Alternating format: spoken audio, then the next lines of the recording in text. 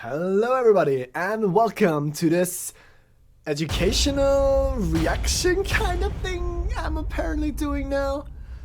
So today's video is gonna be about the song The Dawn Will Come from the game Dragon Age Inquisition. My friend James approached me and asked me if I wanted to do a video together with him. I was like, yeah, sure, let's do it. But I don't know the first thing about Dragon Age Inquisition, so I'm already sorry for all the stupid things I'm gonna say, not knowing anything about the setting, not knowing any character names, but that might actually provide a cool different perspective because I haven't played the game, I don't know anything about the scene and why it should be probably impactful, so I hope that's an interesting and different perspective. I'm also gonna do another video on this very song where I'll try to answer the question, was this auto-tuned? Which is a question that's actually not as easy to answer as I thought it might be. There's also gonna be another video on the main theme of Dragon Age Inquisition, which actually shares the same melody as The Dawn Will Come. So I thought I'll just do both of these songs. So, James is going to provide you with a bit of backstory to this theme, to this scene, and he's going to do a more in-depth video over on his channel. So right after this video, head on over there and check it out. It's going to be worth it. Alright, with that being said, take it away, dude! What is up? What I do in my channel is pretty much, thank you Paul, by the way. What I do in my channel is that I give you guys the news on video games, pretty much focus on role-playing games and focus as well on Dark Souls and Souls-like because I'm a huge Dark Souls fanboy. But anyways, what we are going to do in here with my merry old friend Paul is that we are going to be analyzing this song. I am like no expert. What I do for a living is that I teach literature on high school. I had to eat from time to time, I had to pay the bills.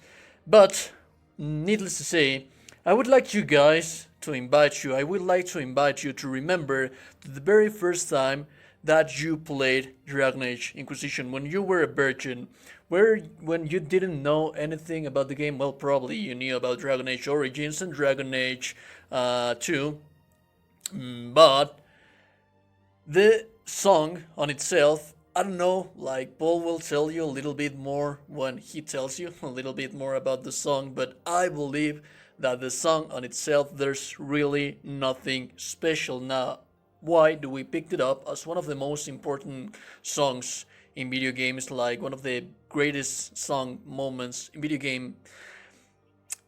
In my personal opinion, is because of the marvelous narrative building that's behind the game. Remember, like the very first time that you made love to this beautiful, beautiful game, Dragon Age Inquisition, the emotions, the feeling.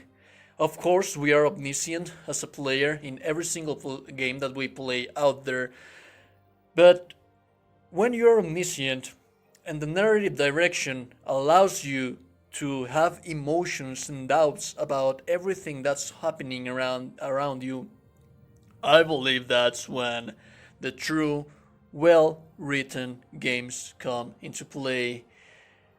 The thing is that there is this construction on the character, on the Inquisition, where you are bigger than the world.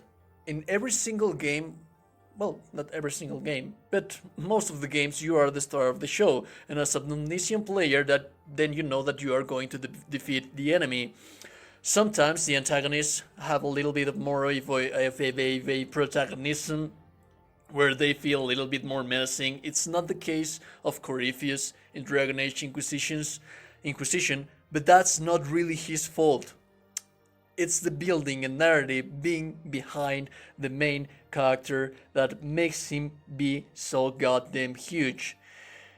Like I mentioned before, you are omniscient and you know everything around you. You see the bridge spitting demons all over the world, and you say like, I'm the Inquisitor, dude, I'm going to kick their asses, I'm going to save this place, I'm going to be amazing. But imagine for a time, like picture this on a real case scenario. There is a huge scar in the sky It's spitting demons out of every single corner in the world. And then someone comes, the herald comes, and closes the thing down. He performs a miracle in something in a world where everything feels like it's going to be this apocalypse. He comes from nowhere and saves you, right? There is so much goddamn protagonism. Every single NPC that you talk to in this game tells you,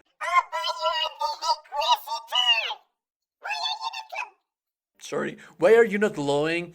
Are you the Herald of Andraster? Are you the Maker's sent? Did the Maker send you? Every single person in the game is on you, right? Every single one is, and you feel so goddamn powerful, and it comes a time where you get thrown up on the ground, and it's bad. It's really, really goddamn bad. And then that's where the song happens. Everyone that believed in you saw you fall. Everyone that was relying on you saw you fall, defending them, and they are troubled. It's chaos. It's like all this building. What was that for? So that's when the song comes, and it gives the player, it gives the NPCs, it gives the world brand new hope, brand new breath of air to the lungs of what's happening around. That's what makes the song so goddamn beautiful and important, and such an epic moment of video games. I would venture it could be the most I don't know, like just epic enough, but the moment when this happens, that's what makes this thing truly special. But I don't know, Paul will tell you more about it. The dawn will come. I've never actually heard this song, I believe. We'll see. And yeah, so let's listen to it and see what I gotta say. Shadows fall and hope has fled. So really cool type of voice, as well as the reverb voice. I really dig that too. Steal your heart. Sounds massive. Dawn will come. The night is long and the path is dark. Look to the sky. Alright, I mean, I have no idea where they actually are in the game and what the surroundings are, but I said I like the reverb, and I do, but does it really fit? The reverb sounds way too big for them apparently. Are they outside? For one day soon, the dawn will come. Ooh, that low one was cool. That low note. Ooh, let's do it. Keep to the stars. Okay. So this apparently is probably a pretty emotional scene in a game, if you've played it. So I'm sorry if I'm not as emotional as I probably should be. No idea what's going on. But I really like the two main voices together. They sound so very different. I really dig that. Because the voice in the beginning from apparently the priestess, I guess? I don't know what she is. Seems like a priestess to me. Okay. She has like a really cool, dark, low, mysterious voice, I'd say. And the second one has like a more open sounding voice with a lot more typical high-end, more, I guess, kind of poppy singing. So I think these two voices go together really nicely. And now all the other voices joining in is really cool too. Let's see how that goes. The night is long and the path is dark. Okay, I didn't expect his voice to be that high. I gotta admit that.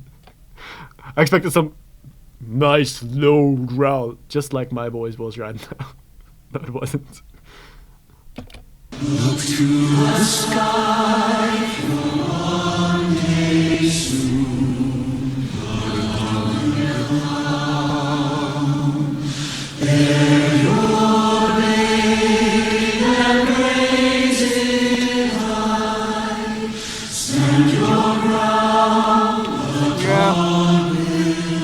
main voices get lost a bit, but that's probably supposed to happen.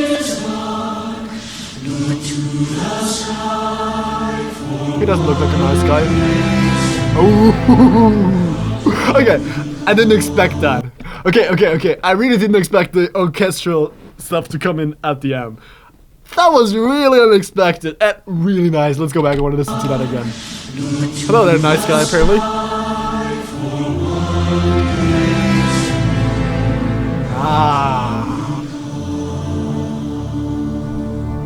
Alright.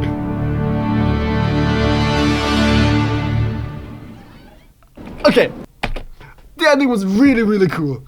All the choir stuff, the singing together, it was probably a nice build in a story, starting with probably priestess to whoever the heck. I'm so sorry.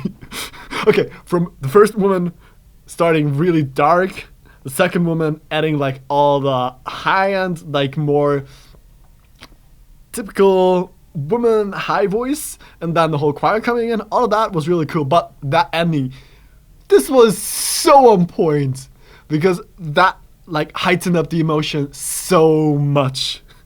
I really like that. Just for this little part at the end. Dude, at the beginning I was like, alright, is there some synth coming in or something? Because like the contrabass, the upright bass, I wasn't sure what this is gonna be because I had no idea what was coming. And then with the whole orchestra coming in right at the end to ramp up the emotion that much, that was like, alright, just the ending. I want to hear the ending again.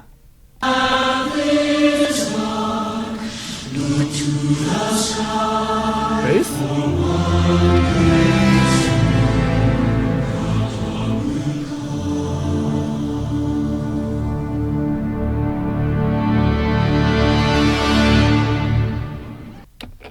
Oh yes! Alright, this was really cool. Alright, now a quick summary of everything.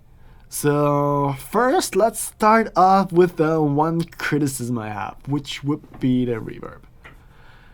I'm not so sure if the reverb choice was really the right one. I know this is really nitpicking, but still. To me, the reverb itself that was there sounded a bit more like a small church reverb to me.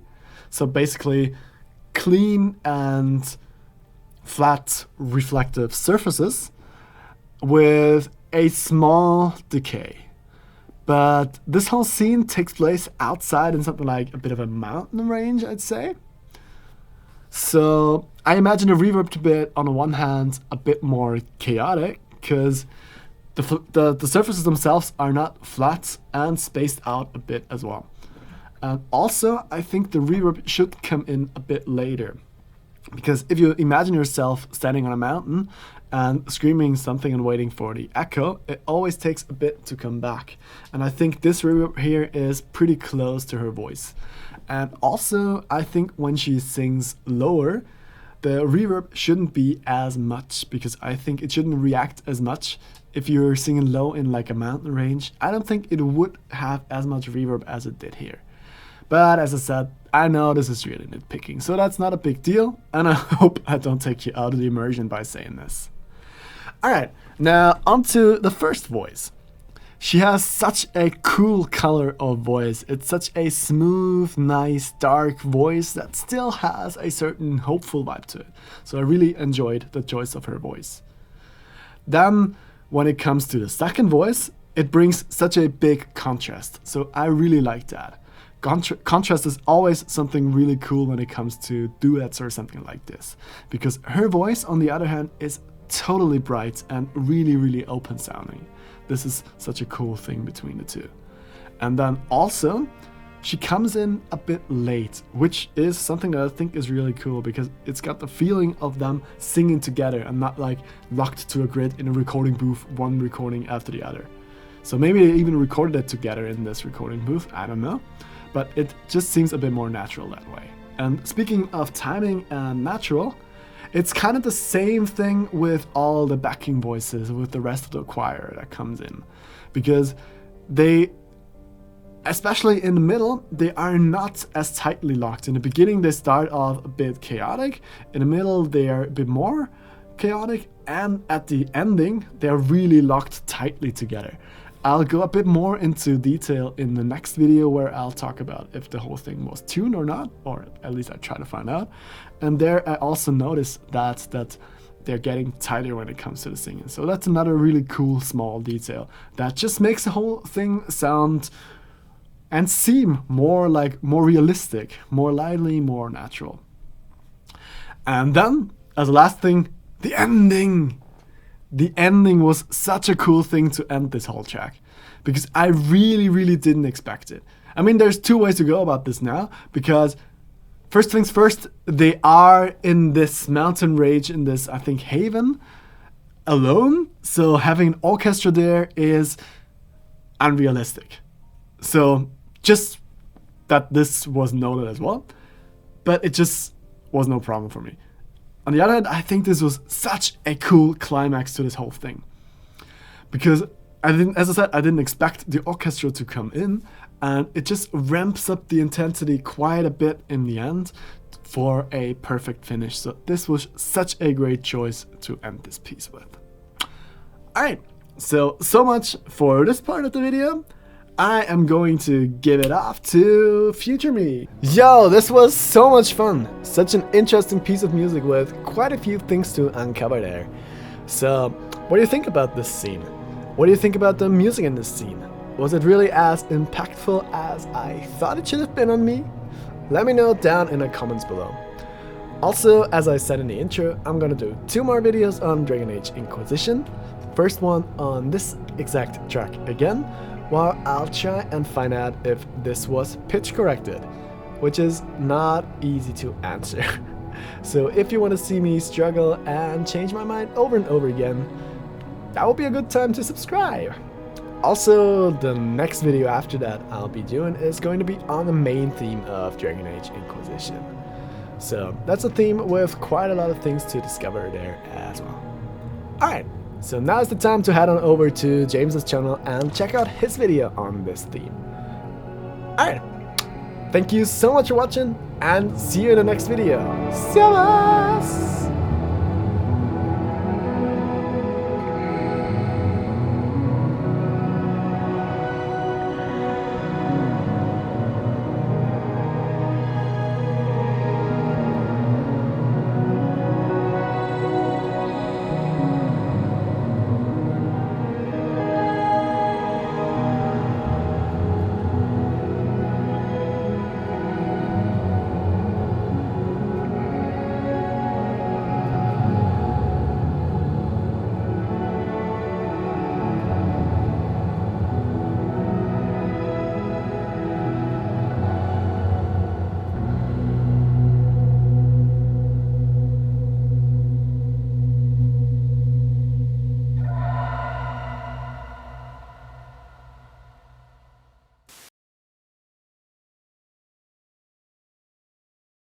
Hello everybody.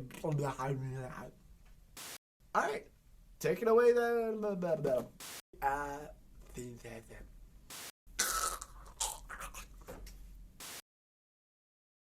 That was